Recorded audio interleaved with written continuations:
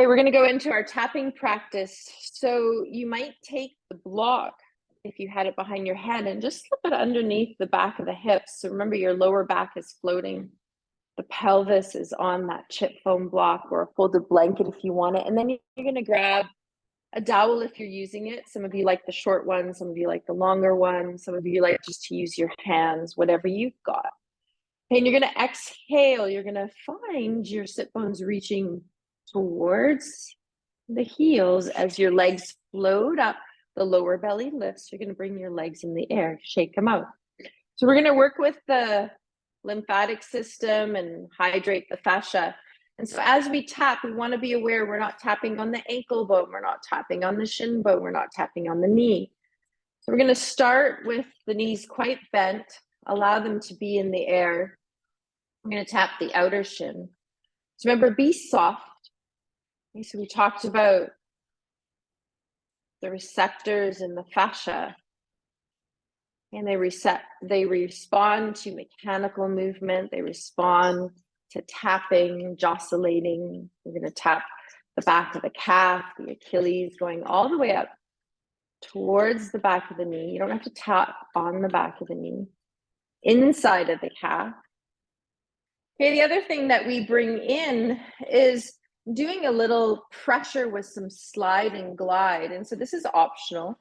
You might take the dowel or even massage your hand in spots that feel a little bit kind of tighter.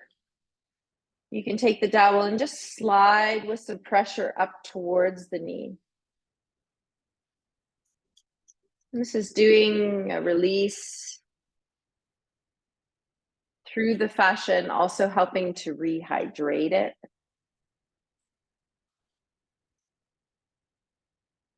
Do both legs. Keep shaking at times to release. Sometimes the breath comes out the mouth.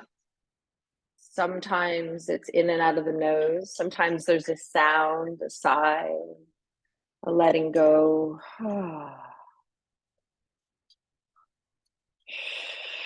So just feeling, what are you carrying today that maybe you're ready to let go of?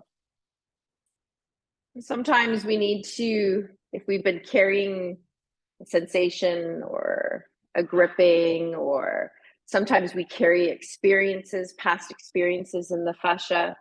And if we've been carrying it for a while, we need to let it go many times before it fully, because there's levels to it.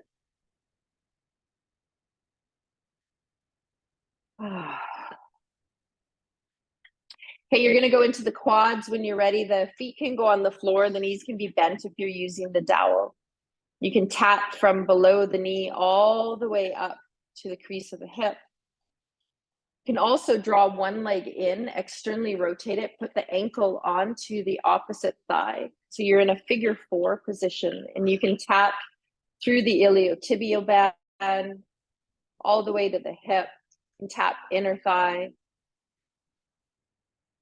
Back of the thigh, you want to have the knee quite bent.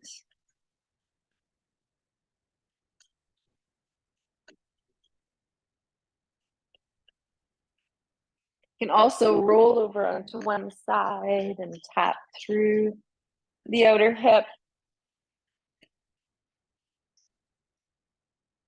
I'm just going to support my head because my iliotibial band is calling for a little bit of dragging of the dowel through it, starting from the knee, going up towards the hip.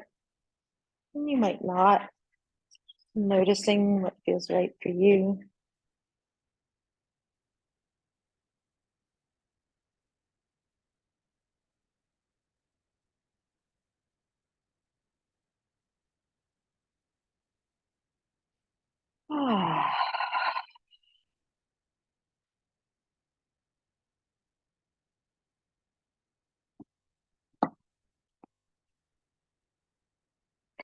Hey, when the legs feel complete, whenever that is, we're all going to do it at different intervals where we pause.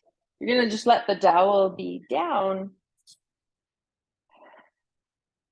You're going to have the hands just on the belly. And so you can just place the hands there. You can jostle the belly. You can gently tap the belly with a very open cupped palm of the hand. You can skip over it if you don't want to tap the abdomen, just nourishing all the organs that are wrapped in fascia as well. Then you're going to come up into the sides of the ribs, tap through the side body on both sides, each hand. Keep switching. And you can go and reach the arms up in the air, fingers pointing to the ceiling, and tap from the wrist down through the arm, into the bicep and the tricep, upper arm.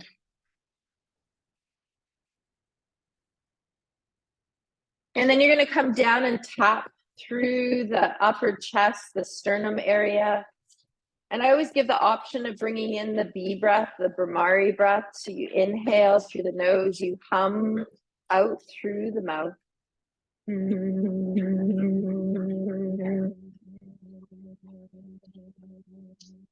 This breath helps to regulate the nervous system. It also helps to increase the distribution of oxygen through our body. It produces a short-lived gas called nitric oxide. It helps to dilate all of our blood vessels and help the nervous system communicate with each other. The synapses, it's called the neurotransmitter.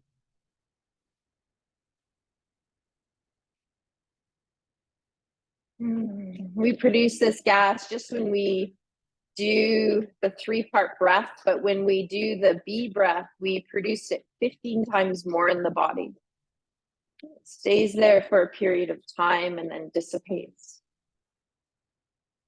Also really good for lowering the blood pressure. You let it be there for as long as you want. When you're ready, you have an option, you keep there if you want to stay there, to just roll on your side and you can tap your lower back. I like to come up in this one. You can sit up with me or not, it's up to you. Okay, and here is what we call our thoracolumbar fascia. It comes off our lats, which connect into our humerus, down into the sacrum. And sometimes this fascia gets really dehydrated. So when you're tapping, you don't want to tap on the spine, but you want to go to the left or the right. Just very gently starting to tap, if the body wants you to, through the lower back. Into the sacrum, you can tap right on the sacrum bone. You might even go to the right hip, the left hip. Switch hands from time to time. And then you can tap through and across the shoulder blades. Remember, we're not tapping on the spine. And tap right on the bone of the shoulder blade, though. And go into the top of the shoulder, which feels really good. Sometimes when we go into the shoulders, it's a really good time to exhale out the mouth. Notice what you're carrying. Extra weight on the shoulders, extra responsibilities that you've placed on yourself that maybe you can soften a little bit. This is time for you to nourish body and mind.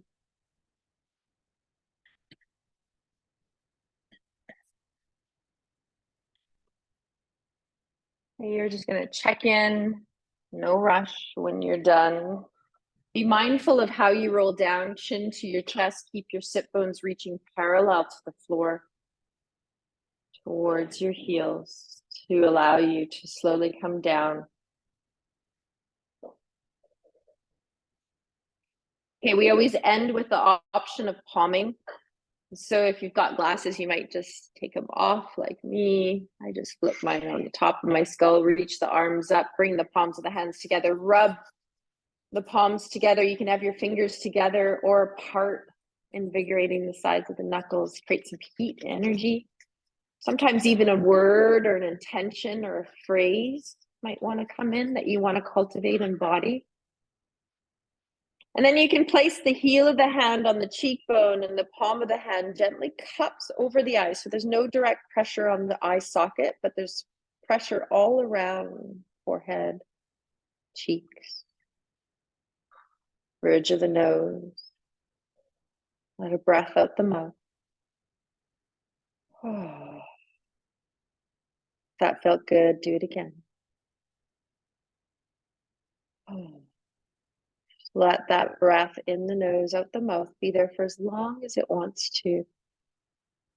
And at your own timing, your body will settle into breathing in and out of its nose, but you give your body the space it needs. So you have autonomy over your practice, always.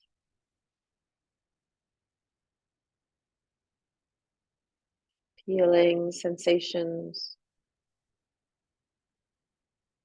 being present right here.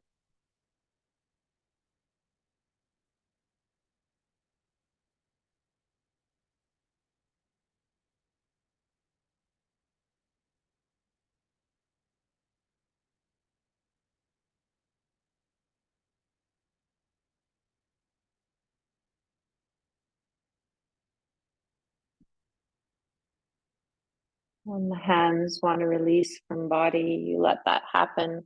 Eyes can be opened or closed as you do that. If you keep the eyes closed, just release the hands and slowly open the eyes to let that light enter.